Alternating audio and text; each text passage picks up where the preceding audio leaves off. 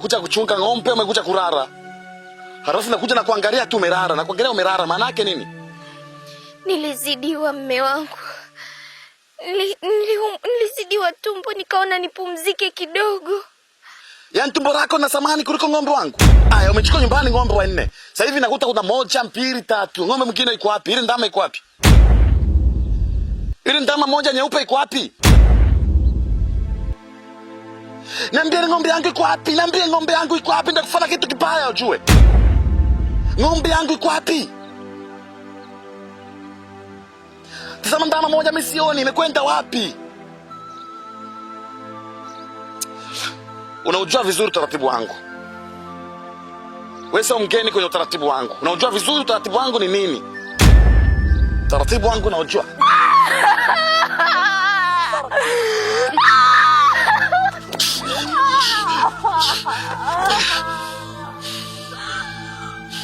Unataka kuleta mambo ya kichinga wewe?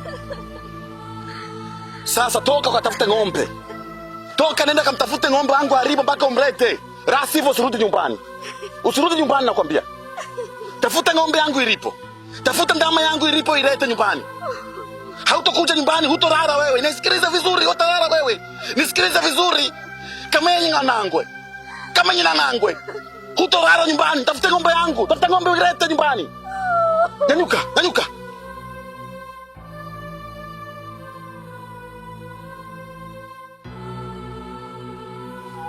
Naleta mambo ya kipuzi. Naleta mambo ya kichinga. Yaani ng'ombe ndani chukua utoke na nyumbani ng'ombe 4 alafu tena nakuja kutoka na ng'ombe 3. Hiyo moja imekwenda wapi? Imekuza. Silete mambo ya kipuzi.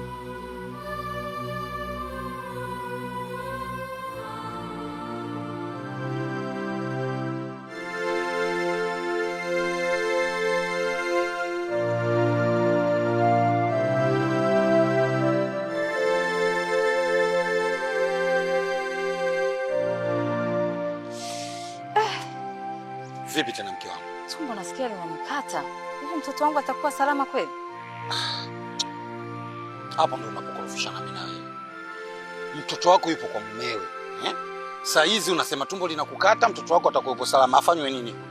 Mtoto yupo salama, acha hizo ni dalili za uvivu mke wangu. Hebu tuendelee na kazi. Mume wangu, kila kitu kina sababu zake. Halafu yule ni mtoto ujue. Kusudi zake ndo ananiambia nini?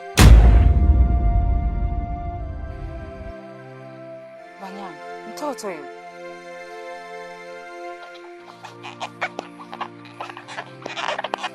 Mwanangu, nini shida? Nyamaza basi uniambie. Mama, mimi siwezi kurudi tena huko. Siwezi. Nini shida? Nimechapwa mimi mama. Ha? Na ng'ombe wangu amepotea. Sasa mama, mimi nikirudi si ataniua. Basi nyamaza mwanangu. Sikiliza nikwambie. Wewe utorudi kule kwa mume wako. Tunaondoka wote nyumbani. Nyumbani kwa nani? Kwangu mimi? Hivi mke wangu, kwa nini unajitoa akili? Kwa nini unajizima ufahamu? Ina maana hujui kama wewe ni mke wa mtu? Wewe hujui kama wewe sisi tumeshakula mahali zake? Sikiliza nikwambie.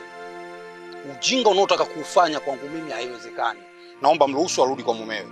Alafu wewe rudi hapa tuendelee na kazi. Mume wangu, kwa hata na huruma mtoto huyu jamani. Wewe unahisi huyo mimi simuona huruma? Unahisi hiyo mimi sio damu yangu, sijisikii uchungu? Lakini kupigwa na mumewe inakuwaje eti kupigwa na mumewe ndio arudi hapa nyumbani kwetu sisi? Baba, mimi siwezi kurudi huko tena baba. Kelele wewe. Wewe mara ngapi nimekupiga mke wangu? Ulishawahi kurudi kwenu? Sikia. Mruhusu aondoke kwa mumewe. Mruhusu sasa hivi aondoke kwa mumewe kabla hujapandisha mashetani yangu. Ina maana wewe sisi ng'ombe wale tuliochukua, leo hii huyo tukirudi naye nyumbani sisi tutawatoa wapi ng'ombe kumrudishia yule bwana? Huko unaogopa kula. Sasa nitakuua mimi mwenyewe. Nitakumaliza mpuzi. Ala, wote mimi habari za kijinga. Alafu wewe, nimekwambia tuta tukafanye kazi pale. Yule mwache yupo kwa mumewe. Shida nini? Unataka kuletea habari za kivivu bwana? Siletee mimi mambo ya kijinga. Mpuzi, hebu tuende. Sasa weka hapo tufanye kazi. Unataka kuletea mimi upumbavu bwana? Wewe vipi bwana? Lazima utumie akili. Leo hii tukidaiwa ng'ombe wako wapi? Wewe una ng'ombe wa kurudisha? Allah. Jinga sana wewe. Afu nyinyi wanawake siji mkoje. Yaani akili za kwako wewe na za yule mwana wote wapuuzi watu. Nakufanya kitu kibaya. Inuka tuendelee na kazi. Umeelewana?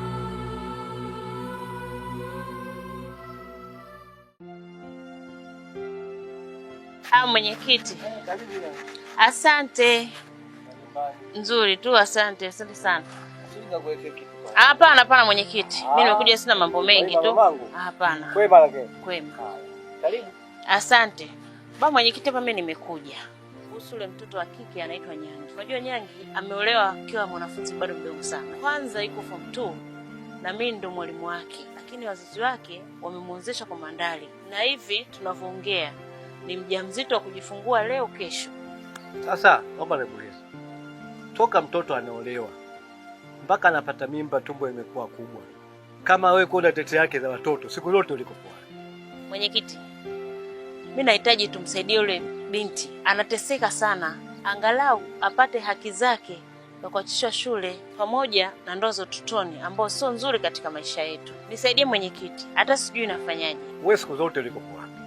Mpaka mtoto anafikia hatua anaolewa, mpaka amepata mimba, tumbo kubwa, na wewe unasema una tete yake za watoto. Wewe ulikokuwa hapo siku hiyo. Mpaka unakuja leo kuniambia wewe mwenyekiti sijui nisaidie mtoto kapata ujauzito. Mimi nitakusaidia nini mpaka hapo unafikiri wewe? Na ukizingatia mambo katika kitongoji chetu hapa ni hali ya kawaida, na huyo ambao unasema wewe huyo unasema wewe Mandai hapa kwetu ana nguvu. Mimi kama mimi simwezi Mandai. Watu wote wanajua hapa, watu wote hapa kote wanajua kwenye kitongoji hiki Mandai ana nguvu. Mimi Mandai simwezi, mama ninakuomba, wewe nenda. Na vile vile mama usipende kuingilia maisha ya watu, wao ni maisha yao, wewe yakuhusu. Umesikia Wewe nenda kafanya yako yanayokuhusu wewe. Yako mwenyewe nadhani si kama unayaweza hapo. Unataka kuingia maisha ya watu ili weje mama? Mimi kuingilia masuala ya watu si Mandai, mimi siwezi. Kama wewe unaweza, wewe mama nakuomba wewe nenda kafanya hiyo mama. Ninachokuomba hivi sasa nilivyokuomba wewe mama nenda. Lakini mwenyekiti, jaribu kuwa na huruma kama mzazi. Yule binti apate haki yake.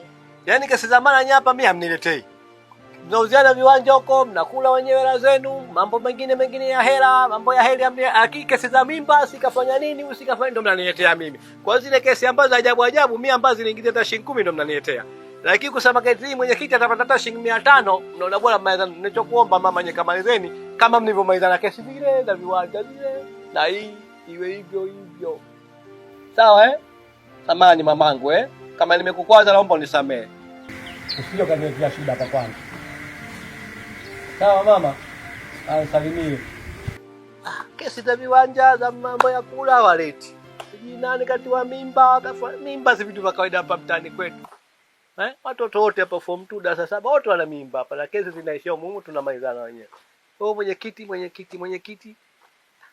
Mimi mwenye yangu ananishinda. Wewe mama unajua hata kesho unajua unakula nini? Unapata mambo ya watu, mtoto fulani katoa mimba mie, haki za binadamu utaziweza wewe? Haki za binadamu mwenyewe Mungu tupachie Mungu mwenyewe.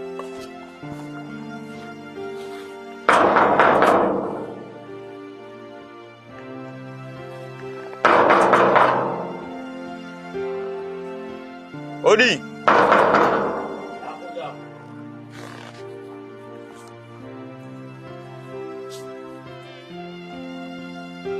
Ifi mbona kaonga kama mwezi unataka kuiba? Hapana bwana Mandala. Samahani sana. Kilichonileta hapa ni kuja kukupa taarifa juu ya ng'ombe wako walivyoingia kwenye mashamba yetu.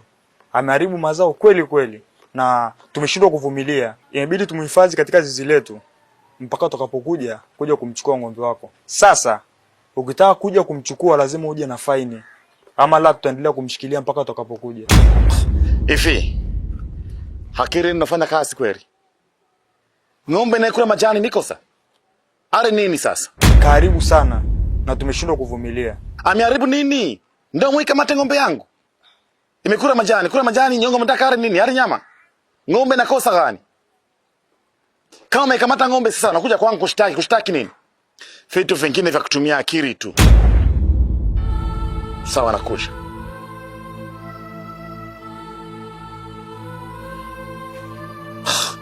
Sasa ng'ombe nayo kula majani na kamato. Inakari nini?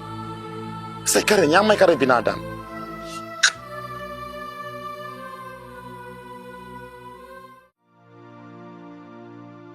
Ukishusha na ukata mikono. Haki ya Mungu. Mume wangu naomba unisamehe. Ni bahati mbaya. Sikutarajia. Na kusamehe nini? Wewe kuacha ng'ombe zako zinakwenda kwenye mazao ya watu. Sikupenda mimi nitokee hilo. Nishakugeshe mbangeno. Nishakugeshe. Unachukua ng'ombe hapo wanne na kwenda kule, ng'ombe anatoka wengine na kutoroka na kwenda kule kwenye mazao ya watu. Mimi nalipa nini? Baba yako anaweza kunipa hizo ng'ombe? Ana kipato yule. Si masikini wa kutupwa. Unachukua ng'ombe baada ya kwenda kuchunga na kwenda kurara mpaka ng'ombe anapotea. Ng'ombe anakwenda kukula mazao ya watu, mimi nalipa nini sasa? Mambo ya kuoa vitoto hivi, vitoto ambavyo havina akili, havina uchungu na pesa ya mtu. Itamvaa, nyosha mikono, nyosha. Nyosha.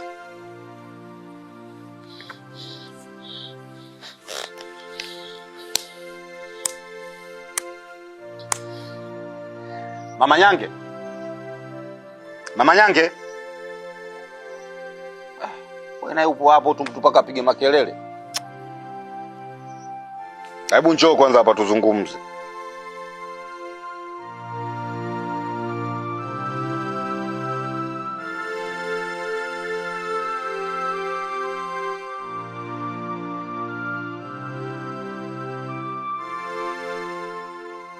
Mke wangu bwana, mimi nilikuwa nimekaa hapa na tafakari, nafikiria mambo yangu. Ndio nimekumbuka. Kumbe bwana Mandali yule sisi hajatumalizia mahali yetu. Yule bwana mahali yake walikuwa ni ng'ombe 8. Katugea 4.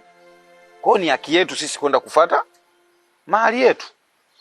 Na uzuri ni kwamba kazi iliyofanywa na ng'ombe 4 wewe mwenyewe ni shuhuda. Tumenunua mashamba, tumeongeza lile shamba la kule bondeni la bustani ile. Maana yake mwaka huu tutalima sana mboga. Alafu tumeuchukua na lile shamba la kule juu lote lile. Maana yake sasa hivi sisi tunakwenda kuwa matajiri kwa sababu ya kilimo. Sijui unanielewa. Sasa wamebaki ng'ombe wetu kule 4. Alafu kumbuke mwanetu sasa hivi ni mjamzito. Kwa mimi nilichokigundua na kukiona hapa, naona ni bora niende sasa hivi niwafuatilie wale ng'ombe kabla mwanetu hajajifungua. Tusije tukawapoteza.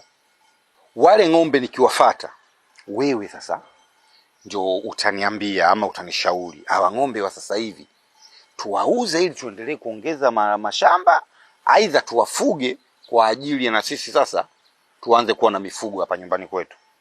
Unajua baba Nyange, mimi sioni kama kuna haja ya kwenda kudai wale ng'ombe. Kwa sababu ukizingatia Nyange kule alipo anateseka sana mwanangu. Mimi naona hana muda mrefu wa kukaa kule, atarudi hapa nyumbani. Kwa hiyo mambo ya kudai hao ng'ombe wewe achana nao tu.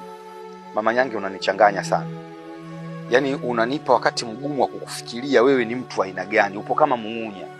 Yaani kadri unavyokuwa ndivyo unazidi kuharibika.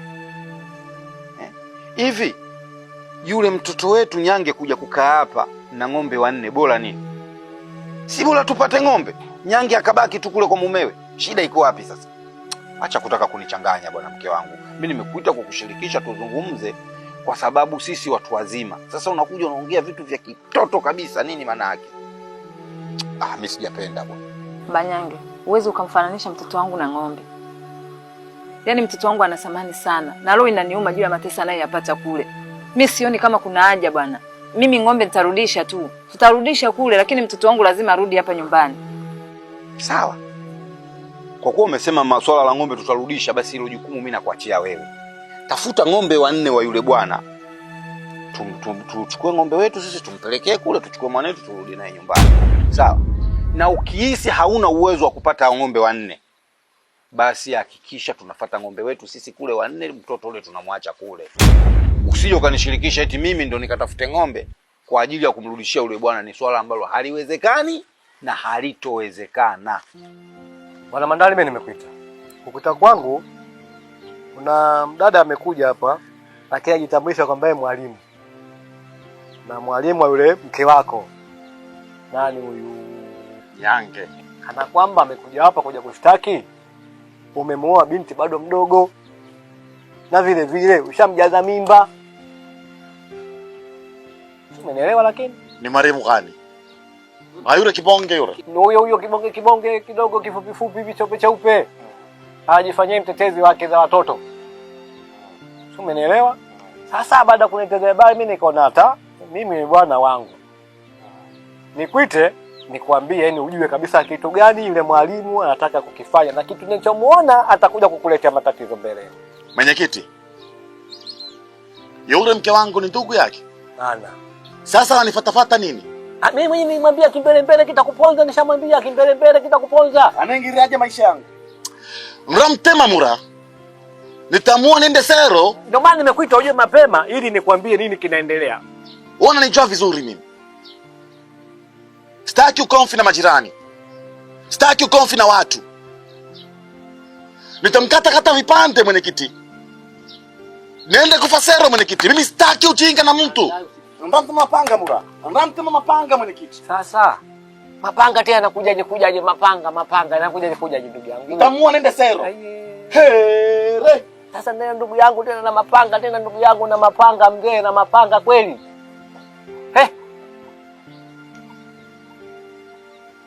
Shida hii. Baada kusuluhisha tena nataka kuua.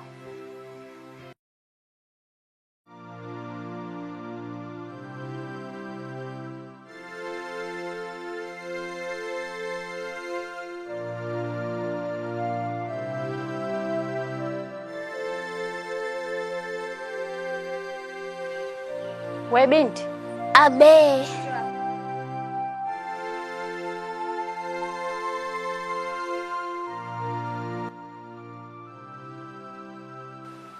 Hivi za asubuhi dada. Sina jana salamu yangu. Leo ni zamu ya nani kukamua ng'ombe? Ya kwangu. Alafu umelala mpaka saa hizi. Hujisikii haya? Unadhani umekuja hapa kulala? Hapa umekuja ni kazi tu. Hakuna mtu kukufanyia kazi hapa. Usije ukafikiri eti kwa ajili ya hicho kitumbo chako mimi nitakufanyia kazi zako. Hakuna kitu kama hicho. Hapa unatakiwa ufanye kazi na unisikilize mimi kwa kila nitakachokuambia. Hapa hujaja kulala. Hapa umekuja kufanya kazi na sio kulala. Hakuna kukufanyia kazi zako hapa. Nahitaji uende sasa hivi. Hichi kitumbo chako hichi ndio kinakufanya unashindwa kufanya kazi. Kwenda haraka kakamue ng'ombe. Una adabu. Haraka. Jinga mkubwa wewe. Unafikiri umekuja kwenye starehe hapa? Yaani bado umezubazuba tu hapo. Nenda kakamue maziwa huko, mimi nahitaji kunywa chai. Shenzi mkubwa wewe. Kwenda.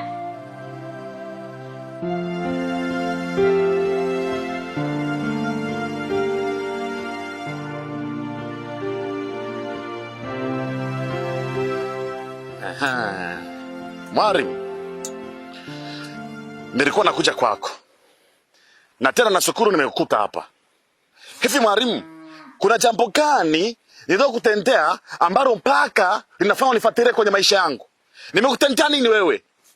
Ama nimekosa nini kwenye maisha yako? Nini ndio kosa mimi? Nakosa gani? Mwalimu, ulisha kuniletea chakula wewe? Ulisha kunirisha wewe? Nisikize nikwambie Mandali. Kama ungekuwa huhitaji nikufuatilie, usingemuoa mtoto mdogo, tena ni mwanafunzi, na kumpa ujauzito. Sasa mwalimu, ulitaka hiyo mimba nikutie wewe? Niambie, ulitaka hiyo mimba nikutie wewe? Nisikilize mwalimu, mimi sitaki ugomvi na majirani. Mwalimu, mimi ndio karange mtoto wa nyoka maana ganga rezema kwenye maji bila makende kuroa. Ndio mimi nitakufanya kitu kibaya. Mwalimu. Na unanijua, sio kama unijui, unanijua. Sasa wewe endelea. Yaani wewe Mandali, wewe ipo siku yako.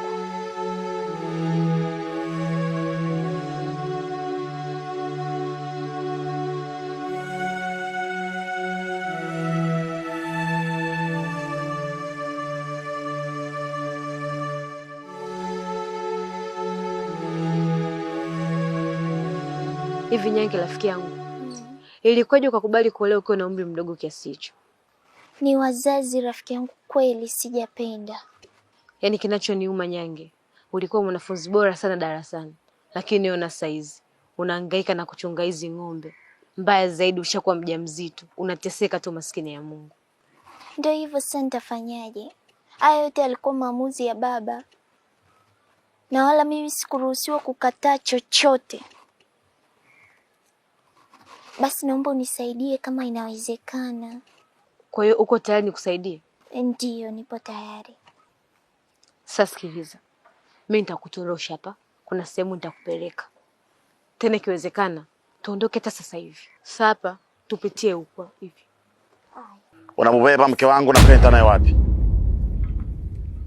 Unakwenda naye wapi na kurisa? Wewe nitakukata shingo wewe. Nitakukata kichwa. Nitakukata nakwambia. He! Toka. Tena ni marufuku kanyaga hapa. Ukikanyaga hapa. Harafu wewe. Hebu kuja huko.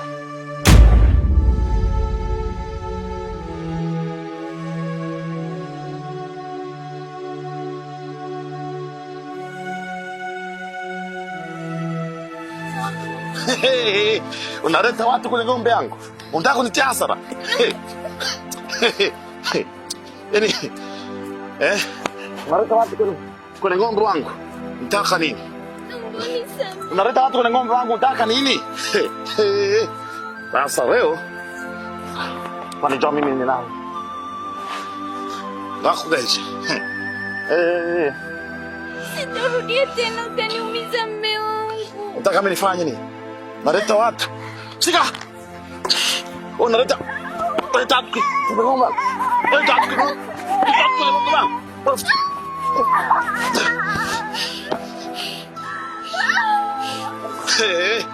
Walichoi vizuri.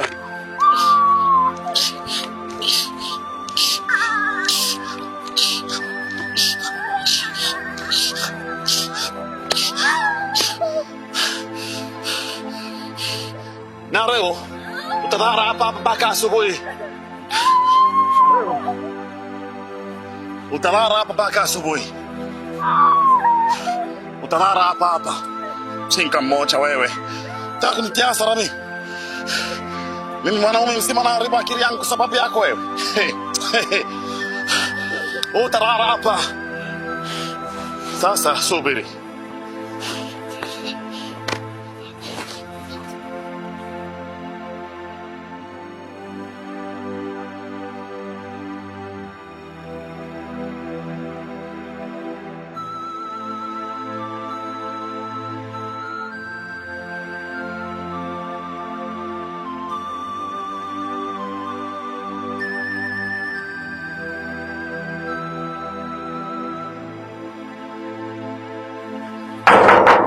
Hodi.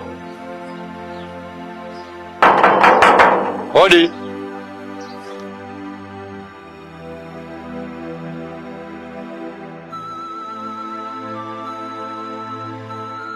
Habari za asubuhi. Salama tu. Vipi baba mkwe? Mwanangu yuko wapi? Sinakuuliza wewe, mwanangu yuko wapi? Hivi baba mkwe, ni mtoto wako ni mke wangu? Haya sawa. Mkeo yuko wapi? Ulisa hivyo bwana. So nauriza mwana wangu.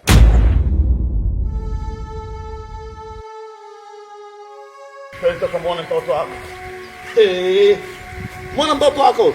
Amelala toka jana mpaka leo na utalala kesho kutwa na tara siku zote hata wiki. Unataka kunitia hasara wewe? Ona cha ng'ombe mimi nimenunua shilingi ngapi? Nimenunua bei gani ng'ombe mimi? Sasa baba yako anakuja kunipiga mikwara kama nani? Jiga wewe. Utalala na baba yako siku moja. Utalala na baba yako. Baba yako ndo atakuoa. Jiga wewe. Unataka kuleta mambo mbavu ya kwangu.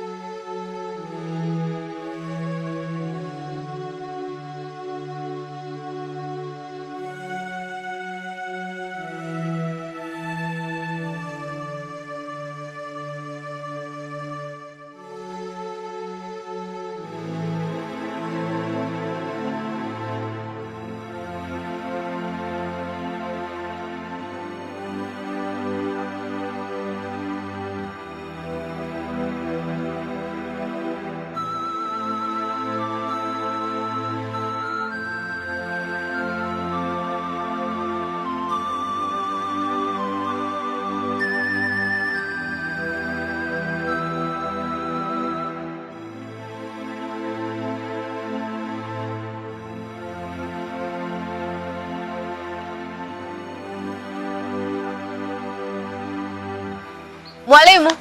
Mwalimu! Shikamoo mwalimu. Maraba. Jambo? Msijambo. Nilijaribu kuangalia leo kwenye mazingira ya shule lakini nilikukosa. Nashukuru nimekuona hapa. Hivi mwalimu, una mpango gani kuhusu binti Nyange? Naumia sana kuhusu na natamani sana kumsaidia ila nashindwa. Sijui naanzia wapi binti yangu. Hivi, unaonaje mimi na wewe tukiungana kuhakikisha tunamkwamua Nyange kwenye hili janga alilokuwa nalo? Hivi itawezekana binti yangu? Maana ndani ya hichi kitongoji nimeona kuna ugumu sana na kuna unyanyasaji sana ndani ya hiki kijiji. Hasa kwenye mabinti wadogo. Sijui naanzia wapi. Asa ninaona tufanye hivi.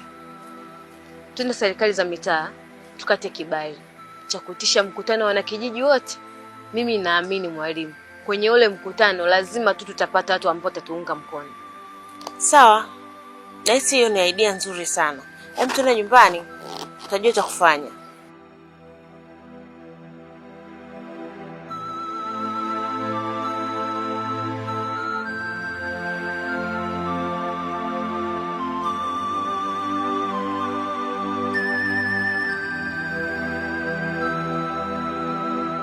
Usije ukafikiri nimekuleta hapa sio kwa sababu eti wewe ulikuwa unateseka kwa mumeo.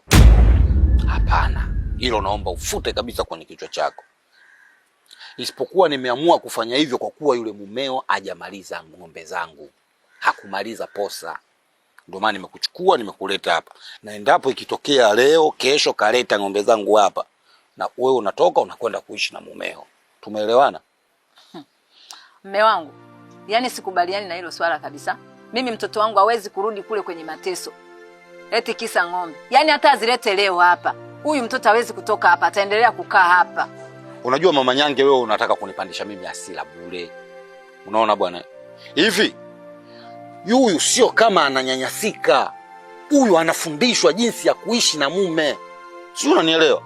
Sio kama ananyanyasika. Sasa wewe mzazi badala ukae umuelimishe mwanao ni jinsi gani ya kumvumilia mwanaume, wewe ndo unakuwa namba moja kutaka kuvunja ndoa ya mwanao. Wewe ni mama wa aina gani? Kwa mafunzo gani? Mafunzo ya kupigwa kama mtoto? Mafunzo ya kufungwa juu kama mbuzi? Mafunzo ya kushinda anaita mvua kutwa nzima? Mimi siwezi kabisa kuvumilia hiyo hali. Huyu ni mtoto wangu na mtoto wangu ananiuma. Uchungu wa mwana ujuaye mzazi na mzazi wake ndo mimi. Wewe naona una uchungu. Yaani huyu mtoto hawezi kutoka hapa. Atakaa hapa hapa kwa yule bwana arudi. Nimeshasema na mimi. Kwa umepanga sasa hivi kubishana na mimi. Unanipandishia sauti mbele ya mwanangu. Ili mwanangu mimi anichukuliaje? Anichukulie mimi ni mnyonge sana kwako wewe. Sasa sikiliza nikwambie. Wewe unataka kukaa na huyu hapa. Ili tumbo atalea nani? Mwacha kakae huko mumewe alee tumbo lao wapate mtoto wao. Wewe unataka kukaa na mke wa mtu ili iweje? Msiletea upuuzi huo bwana. Staki. Kwani ile tumbo lina ugumu gani? Lina kazi gani ya kulilea? Kama utaki kulea nitalea mimi mwenyewe. Wewe niache mimi na mtoto wangu, lakini ninachokisema mtoto wangu atoki hapa. Ataendelea kukaa hapa hapa kwa yule bwana bandidu arudi. Usifanye huyu mtoto kama wa mizimu bwana. Na huyu mtoto wako peke yako. Huyu ni mtoto wa kwetu wote. Na hata maamuzi yanapofanyika, kumbuka mimi ndio kichwa cha nyumba hii. Sasa huyu mtoto hapa harudi. Hapa nyumbani kwangu mimi hawezi kukaa kama yule bwana atakuwa amelipa mahali. Na mimi nimesema anakaa. Sasa tutaona sasa. Wewe unataka kushindana na mimi? Wewe vipi bwana? Alafu usije ukarudia swala lako la kunipandisha sauti. Sitaki. Usitake mtoto aone mimi nataka nikufanyia nini. Sitaki. Nadhani tumeelewana. Allah. Hivi mume wangu, hivi ni kweli kabisa unaona kwamba ng'ombe hawa tuliko nao ni wachache? Halafu yetu unataka kuachukua ng'ombe wanne kabisa wote hao. Ukamalizie mahari kwa kile kitoto. Kisa hiyo mimba. Hivi unasahau kama ufahari wa watu wa eneo hili ni ng'ombe? Na sisi tunavyofahamika, watu maarufu, watu mashuhuri kwenye mtaa. Halafu uje upunguze. Uone kama tunajidhalilisha. Hivi sasa hapo kuna kosa gani? Hivi hili linakuingeja akilini? Eti kuna kosa gani? Unaona ni sawa kabisa. Hivi unasahau yule mtoto ana mimba yangu? Na nataka kunisalia mtoto. Wewe rini ukabeba mimba, unataka kunisalia mtoto rini? Ulisha kunisalia wewe? Kwa tatizo ni hiyo mimba. Sawa, sikatai, ana thamani kwa sababu ana mimba yako, lakini kuna kitu unasahau. Wewe ni alwatani wa hili eneo, watu wote wanakuogopa. Hakuna unachosema usisikilizwe. Wewe una mamlaka ya kwenda kumchukua yule mtoto bila ng'ombe hata mmoja. Kuna neno gani unaweza ukatamka wasikusikie wale wako? Hebu tumia mamlaka yako bwana. Hapo unaona kama una akili. Subiri.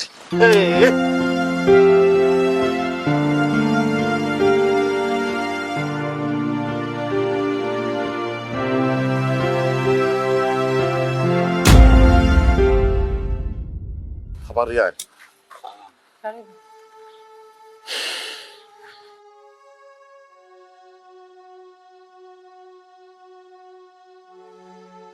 Ifi, baba mkwe. Ni jambo gani niliweza kutendea pao kama kufanya hayo? Hivi baba mkwe anakuja nyumbani kumchukua mke wangu na kumleta hapa bila ruhusa yangu kweli? Yaani kama unavyozungumza kwa kusema mimi na wewe tulishaongea muda. Lakini nilikuwa nategemea ujio wako sasa hivi hapa utakuja na wazee, utakuja na mshenga, lakini tofauti umeamua kuja peke yako. Yaani umekuja kiuni. Nini maana yake? Ina maana wewe umeonyeshimu. Wani mshenga ndo anaweza kulala mke wangu, mimi ndo nalala mke wangu. Kama ni mali baba mkwe, nilisha kueleza kwamba nitamaliza. Lakini wewe sababu gani ambao unakuja nyumbani unamchukua mke wangu na kumleta nyumbani kwako? Mke wangu yuko wapi? Utakapomalizia palipobaki, njoo uchukue mkeo hata kesho. Chukua mkeo, nenda kaishi naye. Hivi mali zangu kuchukua wewe? Ukuchukua mali zangu wewe? Ng'ombe zangu 4 simeleta hapa. Kwani makubaliano ilikuwa ni ng'ombe ngapi? Hata kama ng'ombe 4 sinisema nitamaliza. Maliza uchukue mwanamke. Kwani yule hizo ng'ombe 4 tayari umemtumia na sasa hivi mtoto mjamzito yule? Au maana yake wewe unategemea hujamtumia? Acha kunipandishia bwana. Hivi baba mkwe, mimi sitaki ugomvi na majirani. Sitaki ugomvi na watu. Na mara nyingi nakwambia sipendi ugomvi na watu. Sasa wewe unataka mimi nikukate mapanga. Mtatenganisha kichwa na kiwiriwiri baba mkwe. Uanze kuniambia mko na tabia mbaya.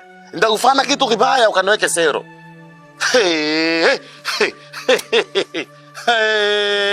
Ndakugashe. Sikiliza nikwambie. Hapa nyumbani kwangu. Sio unakuja unapandisha sauti tu, unaongea na mimi kama unaongea na wafuta bangi wenzio huko. Umeelewa? Unapoongea na mimi lazima uwe na adabu. Mpuuzi wewe. Hivi unafikiri kupayuka huko mimi ndo nikuogope au? Allah. Mume wangu, mimi naona wiki 2 alizosema sio nyingi. Hebu mpe mke wake aondoke naye.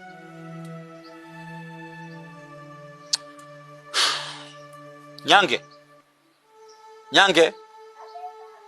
Njoo.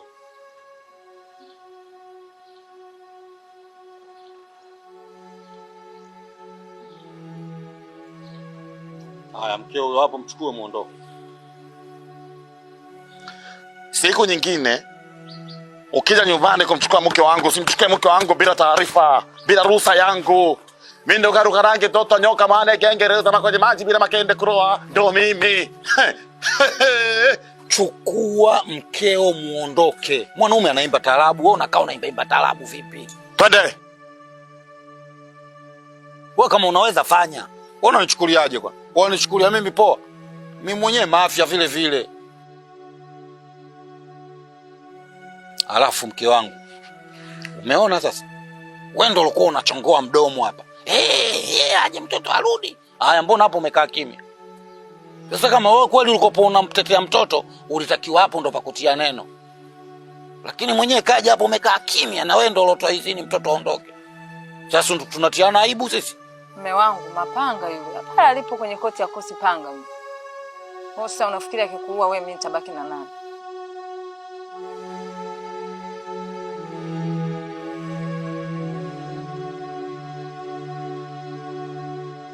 Habari kijana wangu. Salamu. Karibuni. Tumekuja hapa kukupa taarifa na kukualika kwenye mkutano wa kesho saa 9 kamili. Mkutano wetu unahusu kupinga ndoa za utotoni pamoja na unyanyasaji wa Nyangi. Kwa hiyo tunakuomba wewe kama kijana pamoja na familia yako kuweza kuhudhuria katika mkutano huu ili kufanikisha yale ambayo tumeadhimia. Kwa nini mliamua kutumia njia hii? Au mliona ndio njia sahihi kwa upande wenu? Mimi nafikiri ni bora mngeshirikisha vyombo vya sheria ikiwemo polisi au kutoa taarifa kwenye viongozi wa serikalini ikiwemo mwenyekiti wa kitongoji pamoja na mtendaji. Lakini mmefanya tofauti, ni kwa nini? Kote huko tumepita, lakini tumeona wote wako upande wa Mandari. Kwa hiyo sisi tumechukua jukumu kama wananchi ili kuweza kufanikisha jambo hili.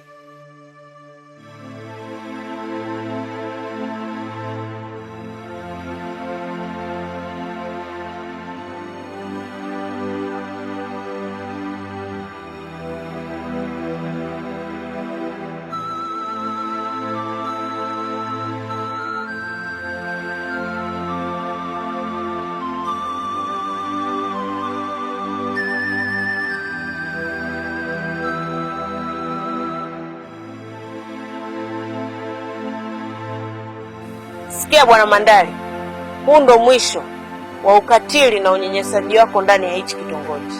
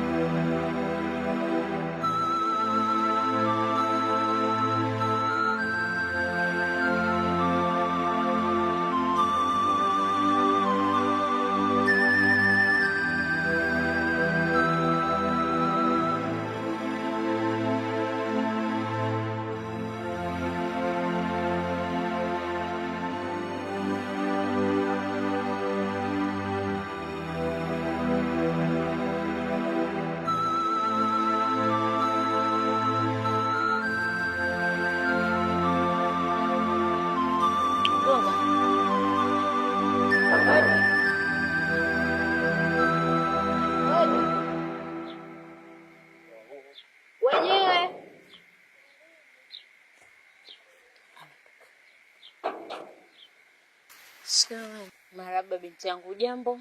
Jambo. Mheshimiwa Diwani tumemkuta? Hapana. Mama? Hapana yupo. Basi sawa, tumekuja. Tunaomba kwanza usome hapa. Kunasemaje? Tupinge ndoa za utotoni. Na kule nako kunasemaje? Tukutane kupinga unyanyasaji wa Nyange. Sasa naomba baba na mama wakija wape ujumbe huu. Tukutane kesho kwenye uwanja wa makutano saa 9 kamili kwa ajili ya kutetea haki za Nyange. Sawa? Na kuomba usahau hilo binti yangu, sawa? Sawa. Usisahau. Sawa. Haya, asante. Haya, karibu. Asante.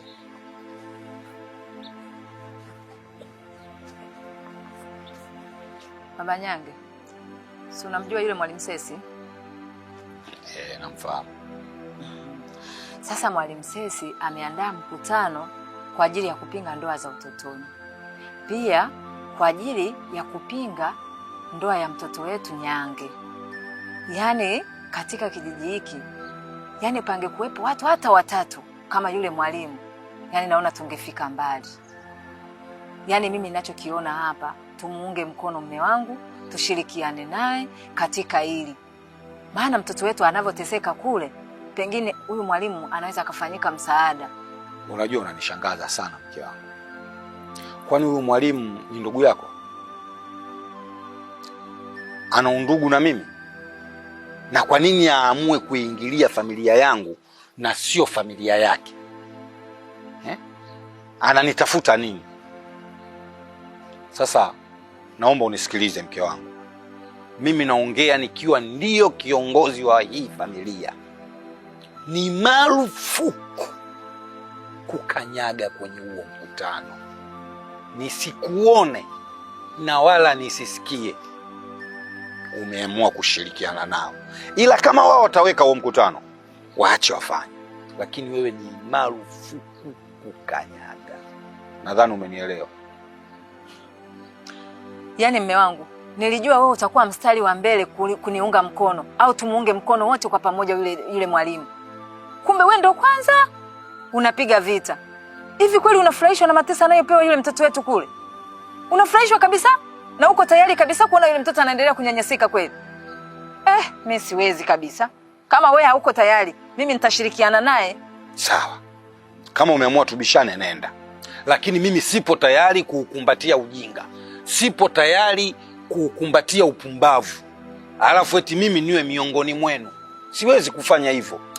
Ni kitu ambacho hakiwezekani kwangu mimi. Na huyo mwalimu wako anachokitafuta atakipata. Vipi Nyangi? Bwana Mandari yupo? Hayupo, ametoka kidogo. Na mke mwenzio? Wametoka wote kwa pamoja. Sasa nisikize kwa makini sana. Wanakijiji wote tumeungana kwa pamoja kuhakikisha tunatokomeza unyanyasaji ambao unapitia. Kwa hiyo kesho tumeandaa kikao. Tunachokihitaji kutoka kwako ni wewe kuhudhuria pale. Na ukishahudhuria pale Nyangi, naomba uongee kila kitu bila kuogopa chochote. Sawa? Yaani usiogope chochote. Uje utoe ushahidi ili bwana ikiwezekana afungwe apeleke gerezani. Sawa? Sawa. Asanteni sana. Nitazungumza kila kitu wala tamsijali. Asanteni kwa kweli, Mungu awabariki sana. Usituangushe sasa. Hayo sitowaangusha na kuahidi. Uhakikishe unakuja kwa wakati. Tumeiandaa kitu ni kwa ajili yako. Aya, basi sawa. Aya, sawa. Mimi niende. Aya, asante. Ifi, wewe ni mke wa kwangu au ni mke wa baba yako? Mimi si wa kwako tu, mume wangu. Sasa baba yako anasema nakunyanyasa. Kweli nakunyanyasa mimi? Hapana. Uri chakula? Nakula. Kila mtu unamnyanyasa, kila mtu unamnyanyasa, kila mtu unamnyanyasa. Nakunyanyasa wapi? Lakini mume wangu, naomba basi hata uniruhusu niende kliniki. Maana tangu nimebeba ujauzito mpaka leo sijawahi kuhudhuria hata kliniki kweli. Baba yangu alisalia nyumbani. Mama akasalia nyumbani. Na wewe utasalia hapa hapa. Lakini siku hizi mambo ni mengi, yamebadilika. Kuna na magonjwa. Kule tunatakiwa tuende tukaangalie, tupimwe kila kitu. Kama kuna jambo lolote nitadiri nalo mimi. So wewe. Mwenyekiti. Twende kule hivi, kuna shida mwenyekiti. Shida gani tena? Naona kama maiti kule mwenyekiti, sijui ni mtu ameuawa, sijui nini mwenyekiti. Wewe twende kwanza. Wewe twende kuona mwenyekiti.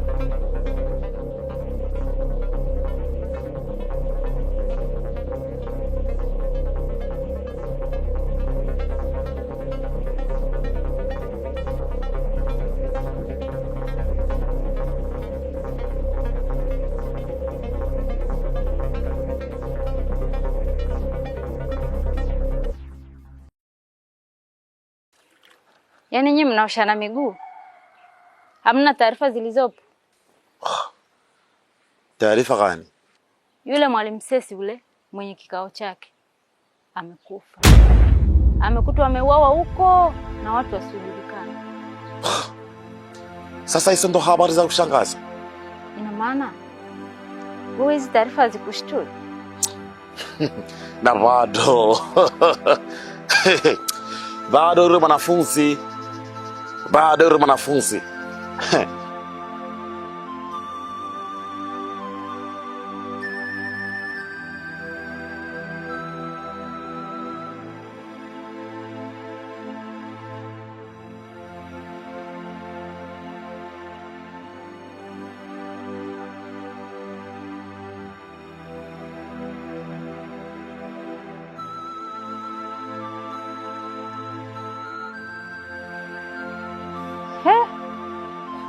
Wewe kinachokuuliza nini? Dada, mimi sina mtetezi yoyote aliyebaki sasa hivi. Mwalimu tu ndio alikuwa mtu wa pekee kwangu. Nani tena atanisaidia mimi? Aha. Kumbe ndo alikuwa mtetezi wako. Mtu.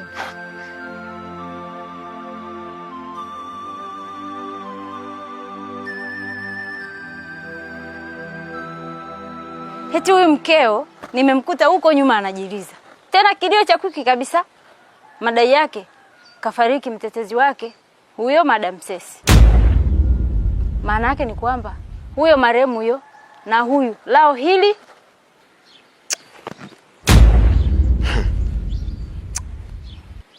Karete fimbo. Reta na kamba. Reta fimbo na kamba. Reta. Nifanye kitu.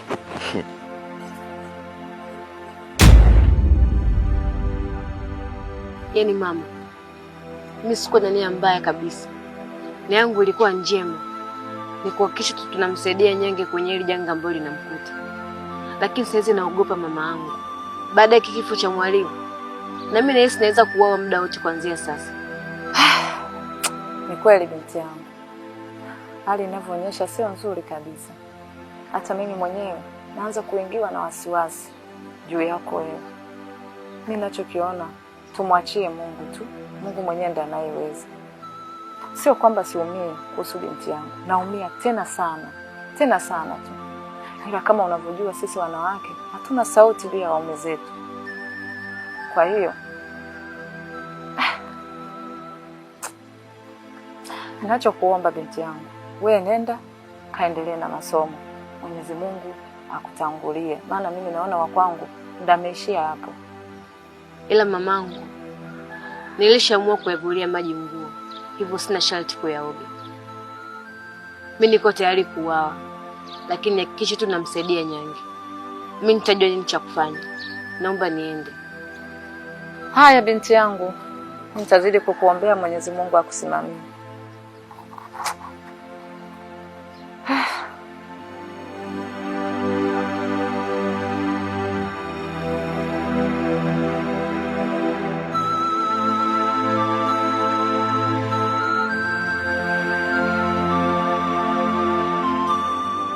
Baba Nyange.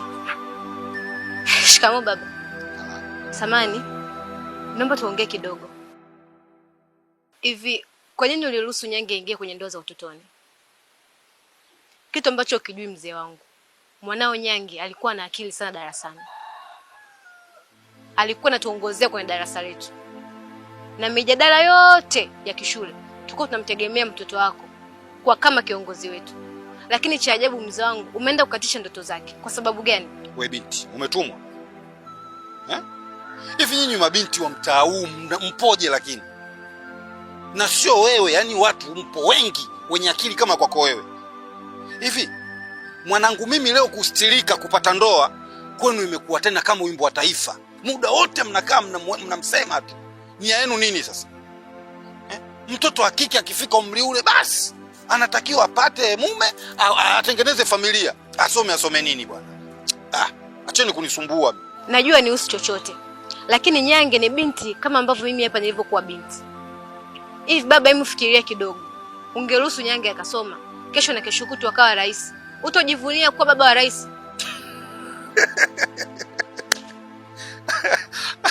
Acha kunichekesha binti. Yaani mwanangu mimi asome awe rais? Kitu cha kiwezekani. Hatari, haiwezekani. Nyinyi watoto wa kike hamtakiwi kabisa kusoma. Hasa kwa umri mlofikia. Hata wewe nakushauri, kama umempata mwenza wako, basi wewe ni bora ukaolewa, ukatengeneza familia. Na hiyo ndo sifa ya mwanamke. Hakuna kitu kingine. Elimu wa kusoma waachieni watoto wa kiume. Si unanielewa? Hivi umesahau hata rais ambaye yuko madarakani sasa hizi ni rais wa kike. Nyange anaweza kuwa rais wa kike wa pili. Hivi leo Nyange angesoma, angekuwa tajiri. Singekubadilisha maisha yako. Ungekuwa na maisha mazuri, ungekuwa na nyumba, ungekuwa na magari mazuri. Haya, ushamuozesha Nyange. Nini faida yake? Nini faida yake? Mtoto ananyanyasika tu huko. Najua unaumia kama mzazi. Lakini tatizo alilonalo hauna mahali za kumrudishia yule bwana. Asa mimi naomba nikuahidi kitu. Mimi nina ng'ombe za ulisi pale nyumbani. Mimi niko tayari kutoa ng'ombe zangu ili tukamtoe Nyange pale. Kwa sababu Nyange anateseka mzee wangu. Nyange kabebeshwa majukumu ambayo sio hata umri wake. Na kama uamini kama mwanao ananyanyasika, tutoke mguu wako, mguu wangu. Twende kumwone binti yako anavyoteseka.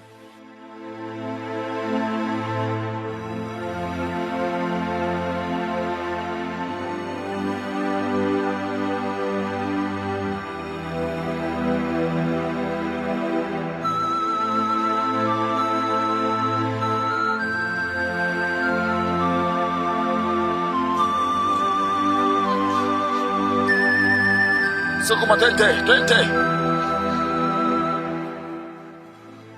Twende, twende.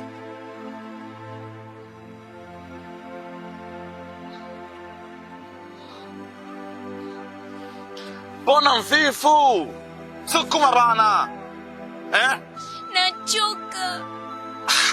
Yaani fimbo viwili tu hivi unasema umechoka? Kila siku unakula ugali tu wa bure. Unakula ugali wa bure tu fimbo viwili unasema umechoka. Nachoka nini? Hebu sukuma twende, twende. Kila siku unakula tu ugali wa bure tu unajaza tumbo. Alafu unasema eti umechoka. Umechoka fimbo viwili tu fimbo gani hivi? Kweli nimechoka mume wangu. Sukuma.